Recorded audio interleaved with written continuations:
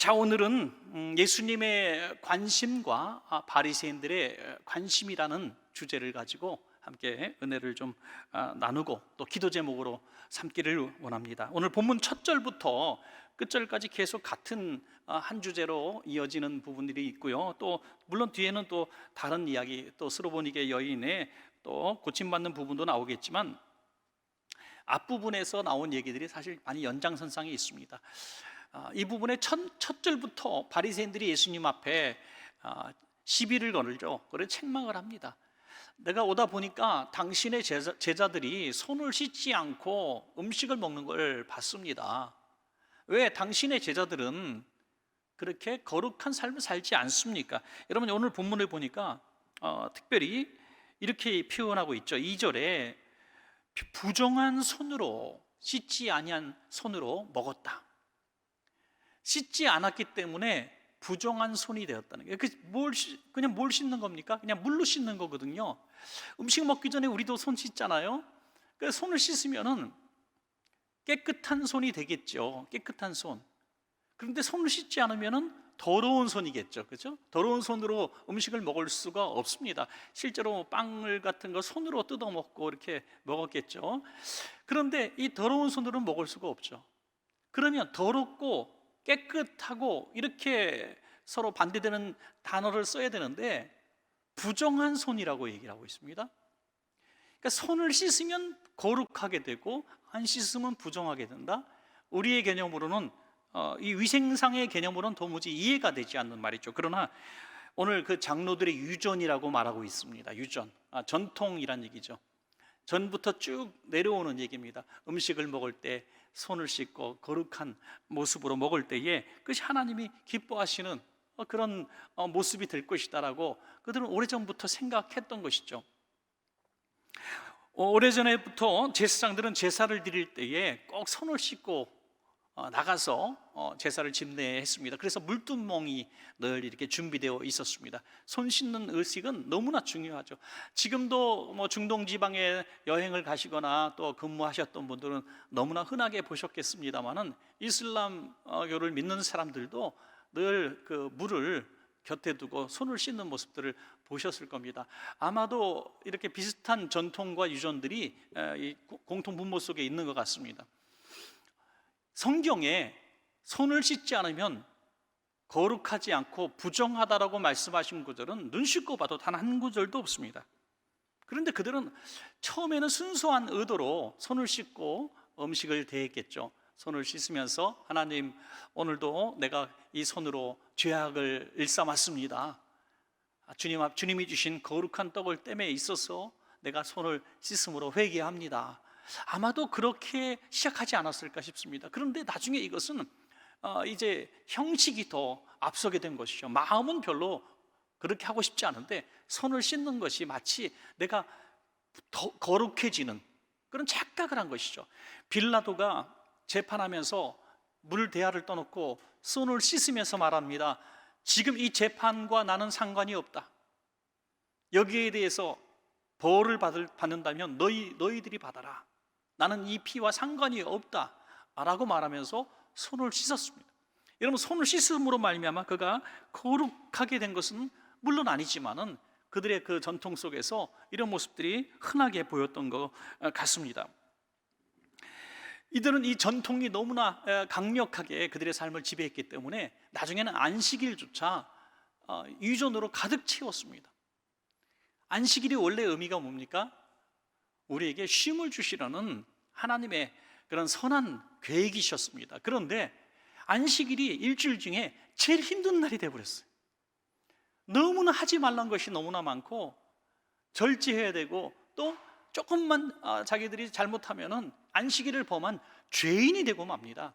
그러니 쉼을 누리고 기뻐해야 될 안식일이 제일 힘들고 좀 무거운 쉼을 지는 그런 모습이 되었었습니다. 이 이유가 무엇일까 하는 거죠. 보다 경건하게, 보다 거룩하게, 보다 하나님을 잘 섬기려는 노력이 초기에 있었을지 모르겠지만은 시간이 지나면서 그 모습들은 다 사라지고 결국에는 자기도 자유를 누리지 못하고 남도 자유를 누리지 못하게 하고 자기도 천국에 들어가지 못하고 남도 천국에 들어가지 못하는 오히려 이런 흉악한 죄인들, 위선자, 회칠한 무덤이 되고 말았다고 하는 것입니다.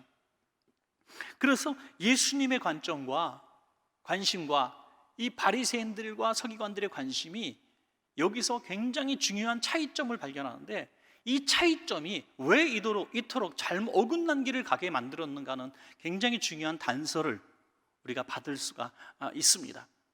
우리가 신앙생활을 오래 하면서 전통적인 교회를 다니고 또 신앙의 연조도 있고 수백 년 수천 년 동안 세월이 지나면서 더 많은 것이 조직화되고 또 아주 체계적인 어떤 신학 교리를 가질 수는 있겠습니다만은, 우리가 정말 신앙생활을 할 때 이게 전통인가 아니면 하나님의 뜻인가, 어느 게 옳은가, 이렇게 혼란이 있을 때에 오늘 이 말씀이 굉장히 기준이 되는 것 같습니다.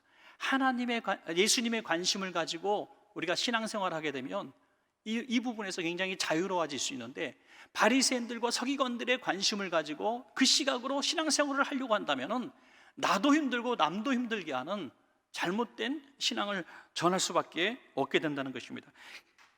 미리 결론부터 말씀을 드리면, 예수님의 관심은 사람들에게 있었다. 이타심을 가지고 다른 사람을 향한 관심이 있었습니다. 여러분, 여기서부터 굉장한 첫 출발의 차이점이 있는 거죠. 바리새인들과 서기관들의 관심은 자기를 향해 있습니다. 자기. 그렇기 때문에 예수님은 늘 배려하고 존중하고 그들의 상한 마음, 병든 육신을 바라보면서 적극적으로 개입하셨습니다. 그러니 유전과 율법을 자꾸 어긋나는 행동을 하실 수밖에 없는 거. 이를테면 안식일에는 병을 고칠 수가 없지만 그 상황을 알면서도 안식일에 병을 고쳐주시고, 또 손을 접촉하면 안 되는 그런 부정한 병에 걸린 사람도 손으로 어루만지시면서 병을 낫게 하시는, 그래서 세리와 죄인들의 친구라고 하는 아주 불명예스러운, 율법적으로 보면 이단자 같은 그런 비난의 화살을 감수하시며 사역을 하셨던 것이죠. 그러니까 예수님의 관심은 늘 사람에게 있었다는 것입니다.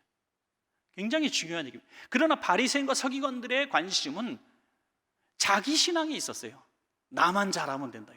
내 의, 내가 얼마나 깨끗하게, 내가 거룩하게, 내가 율법을 지키고 안식일법을 지키고 내가 구제를 나름대로 그 법대로 하고, 그렇게 자기 중심으로 살다 보니 예수님은 불쌍히 여기시고 관용하시는 모습을 보이지만, 바리새인들은 자랑하고 정죄하고 비판하는 모습으로 나가게 되는 것입니다. 오늘 똑같은 상황 가운데서 그들이 손을 씻지도 못하고 음식을 먹거나, 너무나 시장에서 안식일에 그냥 곡식을 손으로 비벼서 먹거나, 다윗의 진설병을 먹는 이런 상황들을 바라볼 때 주님의 관점으로 바라보면 법보다 불쌍히 여기는 마음이 앞서게 되는 것입니다. 그런데 바리새인과 서기관들의 마음으로 가면 정죄하게 되고 비판하게 되는 이런 모습을 보게 되는 것이죠. 요나의 경우도 저는 똑같다고 봅니다. 요나가 니느웨 성을 복음을 전해서 결국 구원하는 모습을 보면서 기뻐하지 않고 주님을 향해서 원망하는 결정적인 어떤 사건이 일어나죠. 그것이 바로 박농쿨이 사라질 때였습니다. 예수님의 관심은 니느웨 백성들인데, 하나님의 관심은, 요나의 관심은 자기 박농쿨이었습니다. 여러분, 여기서 굉장히 또 공통점인 것을 보죠. 신앙생활을 해나가면서 저와 여러분이 늘 어떤 기준, 하나님께서 가장 기뻐하시는 성경적 기준으로 신앙생활하는 중요한 잣대는 이웃을 향한 긍휼히 여기는 마음, 영혼을 바라보는 마음이 있어야 한다는 것입니다. 그러나 요나는 불쌍히 여기는 마음이 없이 그냥 고기 뱃속에서 살아난 구사일생의 마음으로 그냥 순종하고 외친 것뿐입니다. 그러다 보니 영혼 사랑하는 마음이 없었어요. 영혼보다도, 니느웨 12만 명보다도 자기의 박농쿨에 더 성질을 부리는 모습을 보게 된 것입니다. 여기서 차이가 난 것입니다. 이 상황을 보면서 예수님께서 이들을 향해서 세 가지 책망을 하시는데, 이 책망 속에서 고스란히 예수님의 마음이 드러나고 있습니다. 마가복음 오늘 7장 6절부터 8절을 제가 한번 다시 읽어드리겠습니다. 이르시되 이사야가 너희 외식하는 자에 대하여 잘 예언하였도다. 기록하였을 때 이 백성이 입술로는 나를 공경하되 마음은 내게서 멀도다. 사람의 계명으로 교훈을 삼아 가르치니 나를 헛되이 경배하는도다 하였느니라. 너희가 하나님의 계명을 버리고 사람의 전통을 지키느니라. 자, 굉장히 긴 구절이지만 여기서 보면은 특별히 이 백성이 입술로는 나를 공경하되 마음은 내게서 멀도다. 첫 번째 책망이 뭡니까? 입술로는 공경하지만 마음은 멀다. 여기서 보니까 두 단어가 나오죠. 입술, 그 다음에 마음. 우리가 바리새인의 신앙생활 하는 사람은 입술의 신앙생활이고요, 예수님의 관점의 신앙생활, 예수님처럼 신앙생활을 본받는 사람은 마음이 있는 신앙생활이라고 하는 것입니다. 말은 하고 마음은 전혀 따라가지 못하는 거 우리가 다 알 수 있죠. 영혼 없는 얘기를 한다, 뭐 그렇게도 이야기할 수가 있죠. 여기 마음은 단지 그냥 생각이 아니라 행위를 수반하는 마음이 되겠죠. 진심, 진실. 어떤 교회에는 예배 시간에 조금도 어떤 소란스러운 행위를 용납하지 않는 그런 교회 분위기가 있는 것을 봤습니다. 중간에 뭐 핸드폰이라도 한번 울리게 되면 전 교인이 째려봐요. 그리고 견딜 수 없어서 나가야 돼요. 여름에도 짧은 치마나 반바지, 뭐 속 깊이 파인 옷, 뭐 이런 거 입고 왔다가는 입구에서부터 혼나요. 정장을 입고 와야 되는 그런 분위기. 엄숙해요. 스크린도 안 달아놔요. 예배에 전적으로 집중하기 위해서 뭐 악기도 별다른 거 쓰지 않았고 오르간이나 하나 딱 쓰는 정도. 그런 분위기, 엄숙한 분위기. 물론 그 의도, 어떻게 하면 경건하게 하나님께 집중하려고 하는 그 태도, 그 초심은 너무 훌륭한 것입니다.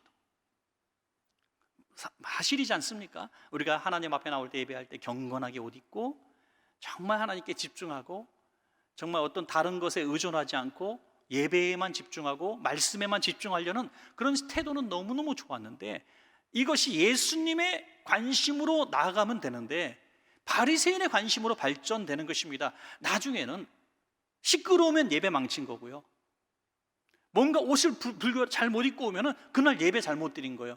부정하고 불결한 예배를 드리게 된 것이죠. 여러분, 이것이 얼마나 참 우리가 볼 때도 참 슬픈 일입니까?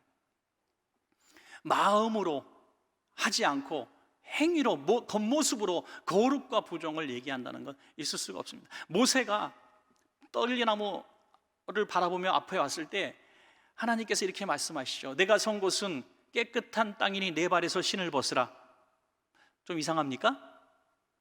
틀렸죠? 내가 선 곳은 무슨 땅이에요? 거룩한 땅이니, 거룩한 땅이니 내 발에서 신을 벗으라 말씀하십니다. 그래서 거룩과 깨끗은요, 실제로 더럽고 깨끗한 것의 개념이 아니라 손을 씻거나 손을 씻지 않거나, 그들은 의식을 치를 때에 손으로도 씻지만 물도 뿌려서 정결의식을 행했습니다. 우슬초에 물을 담아서 뿌리기도 하고요, 정결의식을 행했습니다. 절대로 깨끗한 땅은 아니었잖아요. 거룩한 땅이라고 했습니다. 여러분, 거룩이라는 개념이 뭡니까? 하나님이 계신 곳이 거룩한 곳입니다, 여러분. 그러므로 내 마음으로 하나님을 예배하는 마음은, 하나님은 영이시니 영과 진리로 예배할지니라 그랬습니다.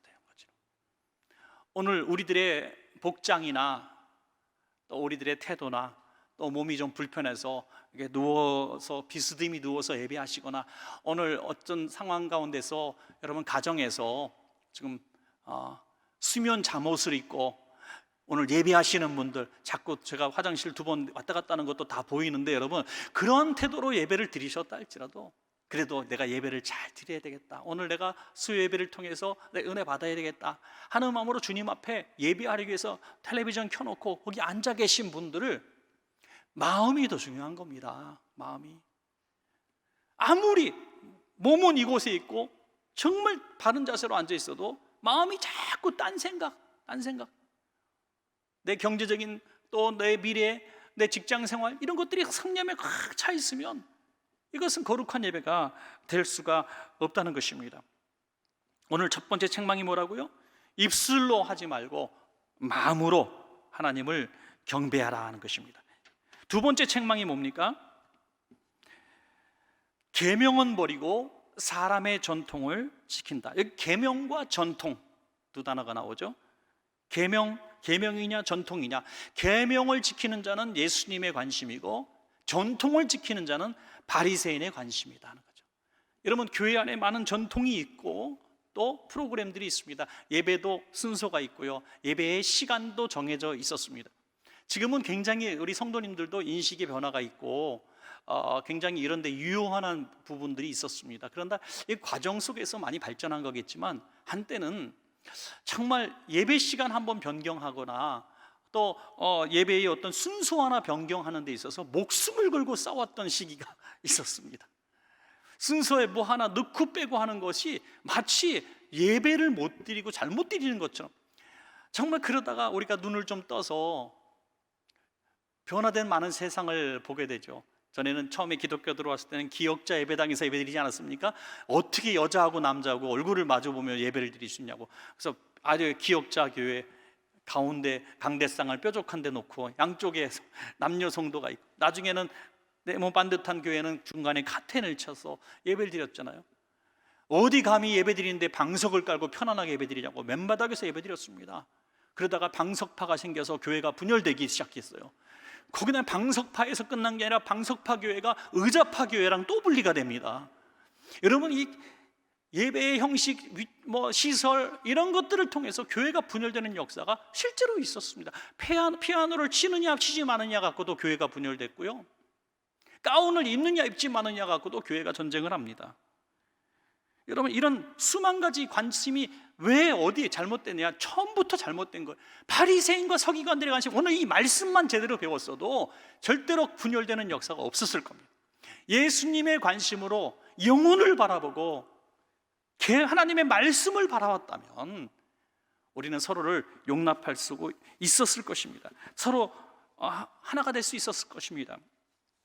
로이드 존스 목사님이라는 분이 계신데, 이분은 참 기독교계의 지성이고 영국에서 정말 훌륭한 목회자로 또 쓰임받은 분인데, 이분은 원래 목사님이 아니셨습니다. 이분은 의사였고 또 박사학위를 가진 사람이고 또 여러 가지 지성적인 면에서 아주 훌륭한 분입니다. 그런데 나중에 소명을 받고 목사님이 되셔서 웨일즈 지방의 아주 해변가에 조그만 빈민촌에서 목회를 하신 분입니다.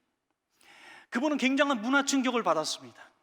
자기가 생각하고 자기가 자라왔고 자기가 상식적으로 대화와 토론을 통해서 할 수 있는 모든 그런 분위기가 아니라 전혀 대화도 되지 않고 이해할 수도 없는 그런 문화와 상황 가운데 산 사람들을 바라보면서 그는 엄청 많이 깨지기 시작한 것이죠. 엄청 깨졌습니다. 그는 정말 기념비적인 말을 하나 했어요. 제가 이렇게 적어봤습니다. 하나님은 서로 다름을 통해서 최상의 모습을 이끌어내신다. 우리는 타인과 접촉하면서 성장한다. 조그마한 한국교회에 있다가 갑자기 80년대 막 선교 바람이 불기 시작하면서 단기 선교를 막 다니기 시작했습니다. 저도 전도사 시절에 제일 처음 이제 일본 교회 세울 때 갔고, 그 다음에 필리핀 교회 세울 때 갔고, 선교적으로 해외여행을 처음 가기 시작했죠. 갔을 때 가장 저는 문화 충격을 받은 게 뭐냐면, 제가 배워왔던 예배가 성경에 있는 예배라고 생각했는데 그들도 성경에 있는 예배대로 한다는데 우리랑 전혀 다른 예배 형식을 갖는 걸 보고 너무 큰 충격을 받았어요. 일어나서 2시간을 노래만 부르다가, 굉장히 노래만으로 춤추고 찬양하며 노래를 부르다가 또 은혜를 받는 이런 모습을 보면서 어떤 예배 형식 순서 하나도 없더라고요. 그냥 찬송하다가 목사님이 나와서 한마디 하고 또 찬송 한참 하다가 그냥 헤어지는 그런 걸 보면서 옳고 그름을 떠나서 굉장한 예배의 어떤 형식의 충격을 받은 것이죠. 그 나라만 그렇습니까? 나라마다, 시대마다, 또 어떤 문화적인 배경들마다 다 각각의 예배가 있지만 정말 옳고 그름의 기준이 무엇이냐? 예수님의 마음을 가지고 그 영혼들을 바라보면서 예배하는 그 예배는 하나님께서 기뻐하시는 예배고, 자기 의와 자기 전통과 자기 방식으로 고집해서 사람들을 억압하고 책망하고 비판하는 내 것이 최고야, 내 것이 최고야, 교회를 나누고 교단을 가르고 찢어놓는 이런 상황들 가운데 예배하는 그 예배를 하나님께서 기쁘게 받아주시겠느냐는 거죠. 개성의 중요한 개념입니다. 계명이냐 전통이냐 하는 어떤 갈림길에 놓였을 때 사랑하는 여러분들은 계명을 보시기 바랍니다. 계명이 뭐냐? 성경이 뭐냐? 한마디로 사랑인 줄로 믿습니다. 성경은 66권을 딱 하나로 만들면 10계명이 나온다 그래요. 10계명을 딱 하나로 만들면 사랑이란 단어가 나오는 겁니다. 하나님 사랑, 이웃 사랑, 할렐루야. 그러니까 주님이 기뻐하시는 계명은 영원 사랑입니다. 사랑. 그러니까 이 사랑의 개념을 바리새인들은 잃어버린 거예요. 그러니까 비판이 나오는 것이죠. 여러분, 한번 아주 우스운 질문을 한번 드려볼게요. 여러분이 어느 정도의 어떤 예배의 거룩의 기준을 갖고 있는가 한번 진단해 보십시오. 제가 이렇게 연구하느라고 꽤 많이 노력을 합니다. 여러분 어린아이를, 초등학교 한 3학년 4학년짜리 아이를 데리고 딸 하나 아들 하나 양쪽에 데리고 교회를 오늘 어른 예배 나오셨다고 합시다. 오늘 수요 예배 나오셨습니다. 그런데 애가 이 말씀이 전혀 무슨 말이, 오늘도 쉽게 저는 저 대한민국에서 저처럼 쉽게 설교하는 사람이 없잖아요. 그런데도 오늘 이 단어가 너무 어렵고 뭔 말인지도 잘 모르고 애들은 이해가 가지 않을 거예요. 그래서 엄마 나 자꾸 화장실 갈래요, 핸드폰 자꾸 만지고요, 또 어떤 아이는 벌써 거의 입신에 들어가 있습니다. 침을 흘리고. 그럴 때 여러분 어떻게 하시겠습니까? 굉장히 두 가지 중에 하나를 선택하겠죠. 하나는 어릴 때부터 내가 예배를 가르쳐야 되겠다. 예배 드리는 건 어릴 때부터 훈련해야 되는 거야. 똑바로 앉아. 똑바로 앉아. 핸드폰 만지지 마. 목사님 말씀 똑바로 들어. 엄마가 물어볼 거야 이따가. 이렇게 하고 속으로 내심 내가 예배를 잘 가르치고 있는 거야. 이게 1번. 2번. 그래, 따라 나온 게 어디니? 다른 애들 다 안 나온다 그랬는데 따라와줘서 너무너무 고맙다. 그러면서 조금 낙서도 하게 종이도 한 장, 연필도 하나 준비해 놓고, 입신 들어간 아이는 무릎에 딱 얹혀가지고, 아니 베개를 하나 갖고 오세요. 집에서 베개를 갖고 오고 수면 잠옷을 갖고 와서 아주 입혀놓고 딱 무릎에 장의자에 딱 눕혀놓고 예배를 같이 드리게 한다. 2번. 자, 1번입니까? 2번입니까? 어느 게 옳다 하는 게 아니에요, 여러분.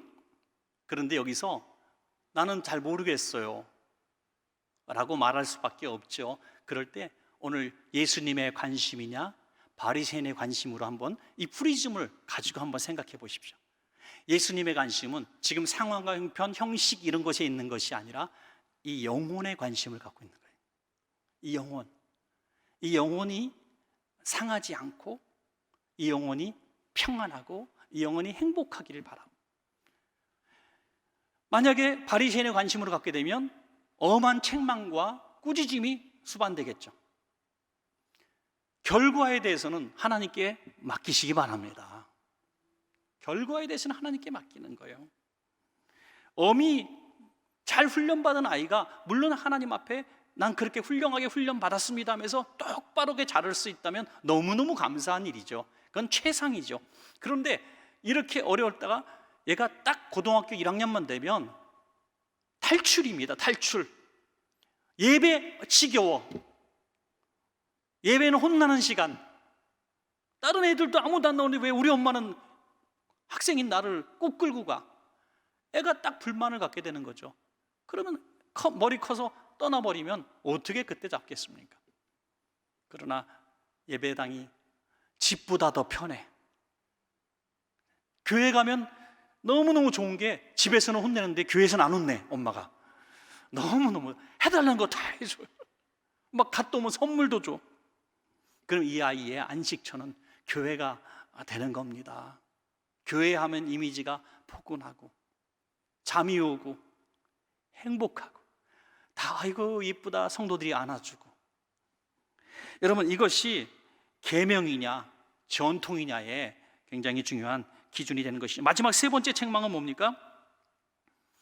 부모를 공경하지 않고 하나님을 공경한다고 하는 것은 자기 욕심이라는 거죠. 두 가지 단어입니다. 부모 공경이냐 자기 욕심이냐 하는 거죠. 여러분, 분명히 부모 공경과 하나님 사랑, 하나님 공경이라는 기준으로 바리새인들은 얘기했지만 너희는 틀렸다. 너희는 하나님 부모 공경이냐 자기 욕심이냐로 말해야 정상이다라고 얘기하고 있는 것이죠. 마가복음 7장 10절부터 13절 말씀입니다. 모세는 내 부모를 공경하라 하고 또 아버지나 어머니를 모욕하는 자는 죽임을 당하리라 하였거늘 너희는 이르되 사람이 아버지에게나 어머니에게나 말하기를 내가 드려 유익하게 할 것이 고르반 곧 하나님께 드림이 되었다고 하기만 하면 그만이라 하고 자기 아버지나 어머니에게 다시 아무것도 하여 드리기를 허락하지 아니하여 너희가 전한 전통으로 하나님의 말씀을 폐하며 또 이 같은 일을 많이 행하느니라 라는 것입니다. 바리새인과 서기관들이 부모 공경을 어느 날 하지 않는 거예요. 그래서 사람들이 당신은 하나님을 믿는 사람이란 사람이 왜 부모도 공경하지 않습니까? 왜 부모님이 저렇게 지금 먹을 것 없어서 굶고 계시는데 당신은 왜 부모님 음식을 사다 드리지 않습니까? 라고 책망을 하니 이 바리새인이 말하기를 하나님이 먼저입니다 하는 거예요. 내가 하나님 앞에 먼저 다 드리고 나니 부모님께 드릴 것이 없습니다. 고르반 이렇게 얘기한다는 거죠. 그러면 오히려 더 칭찬을 받는 이런 분위기가 되었다는 거예요. 야, 정말 이 사람은 하나님을 사랑하는구나. 하나님을 사랑하는 여러분, 이것이 그 본심이 정말 하나님을 사랑해서 하나님 우선으로 생각한 것이 아니라 고르반이라고 핑계한 것을 정확하게 지적하신 것입니다. 실제로 하나님께 드리고 하나님을 사랑한 것이 아니라 위선이 거짓말하고 있는 거예요. 자기 욕심을 채우기 위해서, 부모를 소홀히 하기 위해서 이렇게 핑계를 댄 것이죠. 실제로 하나님께 드렸다 안 드렸다 그것도 중요한 상황이지만 더 중요한 건 자기 욕심 때문에 지금 그렇게 거짓말을 하고 있음을 정확하게 지적하고 있는 것입니다. 사랑하는 여러분, 어떤 또 상황 윤리적인 부분일 수도 있겠지만 지금 수요 예배 정도 되니까 제가 이렇게 여러분께 좀 말씀을 드리고 싶은 부분도 있습니다. 아주 전통적으로 신앙생활을 오래 하신 분들, 그리고 정말 하나님 사랑하셔서 그 어려운 삶에도 허리띠 막 졸라 매시면서 그 힘들게 번 돈을 하나님 앞에 정말 뭉태기로 다 잘 바치시는 분들 참 고맙고, 11조 다 또박또박 바치고 상황 따라서 헌금 바치는데 정말 최선 다하시는 분들 보면 참 눈물 나도록 고맙기도 합니다. 그런데 만약에 여러분의 부모님이나 여러분의 자식이나 아니면 여러분 가까운 형제 자매가 너무너무 힘들고 어려운데 내가 지금 하나님 앞에 이 헌금을 드리면, 감사헌금, 주일헌금 드리면 이 사람에게 줄 것이 전혀 없는데 내가 하나님 앞에 드리면 내가 하나님께서 저분들은 책임져 주시겠지, 그런 마음도 훌륭한 마음이겠지만 저는 여러분 원천교회 목사로서 여러분께 이렇게 말씀드리고 싶어요. 소득의 10의 1조의 부분에 관한 부분은 의무입니다. 그 부분은 우리가 하나님 앞에 드려야 되는 의무지만 그 외의 것들이라면 조금 드리는 것을 못 드린다 할지라도 형제자매를 돌보시기 바랍니다. 그게 더 옳은 거예요. 많은 믿음의 크리스찬들의 자녀들이 큰 상처를 입는 게 뭐냐면 우리 엄마 아빠는 나한테 용돈도 하나도 안 주면서 교회에다가만 헌금해. 이것이 정말 어린 아이들이 많은 상처를 갖고 있는 거 여러분 아십니까? 여러분의 품 안에 여러분들이 줄 수 있을 때, 여러분이 뭔가 해주실 때 교육 때문에 경제관념 똑바로 가르쳐준다고 여러분 아닙니다. 부모는 베푸는 사람으로 늘 이렇게 인식되어져야, 야, 우리 엄마 아빠는 예수 믿는 사람으로서 너무너무 좋은 분들이야 라는 생각을 아이들이 배우게 되는 거죠. 교회에서는 훌륭하고 칭찬받고 인정받는 귀한 교회의 일꾼이고 인기 많은 분들인데 가정에서는 박하고 혼내고 엄격하고 무서운 존재가 된다면 이것은 바리새인의 관심이라고 하는 거죠. 예수님의 관심은 법도 파괴하고 형식도 파괴하고 그 영혼을 위해서라면 달려가시는, 모든 것을 극복하시는 주님의 모습인 거죠. 주님께서 내리신 이 모든 이야기들의 결론이 뭡니까? 마가복음 7장 18절부터 23절 이 말씀을 읽고 오늘 말씀을 좀 맺겠습니다. 바리새인들이 처음에 시비를 걸었어요. 그렇죠? 야, 왜 손 안 닦고 밥을 먹어요? 왜 거룩하지 못했어요? 부정했어요? 그때 이 모든 이야기를 통해서 세 가지 비판을 하시고 마지막 결론을 내십니다. 7장 18절부터 23절 예수께서 이르시되 너희도 이렇게 깨달음이 없느냐? 무엇이든지 밖에서 들어가는 것이 능히 사람을 더럽게 하지 못함을 알지 못하느냐? 이 먹는 손 안 씻고 먹는 것에 대한 얘기입니다. 이는 마음으로 들어가지 아니하고 배로 들어가 뒤로 나간다. 참 점잖게 표현하시죠. 똥 놓다는 얘기죠. 그렇죠? 이러므로 모든 음식물을 깨끗하다 하시니라. 또 이르시되 사람에게서 나오는 그것이 사람을 더럽게 하는, 입에서 쏟아지고 행위로 쏟아지는 게 더러운 것이라는 거죠. 속에서 그 사람의 마음에서 나오는 것은 악한 생각, 음란과 도둑질과 살인과 간음과 탐욕과 악독과 속임과 음탕과 질투와 비방과 교만과 우매함이니 이 모든 악한 것이 다 속에서 나와 사람을 더럽게 하느니라. 아멘. 정말 예수님 멋진 분 아닙니까? 이렇게 명쾌할 수가 없어요. 왜? 예수님의 기준이 명확하기 때문에. 예수님의 기준은 늘 배려와 존중이었습니다.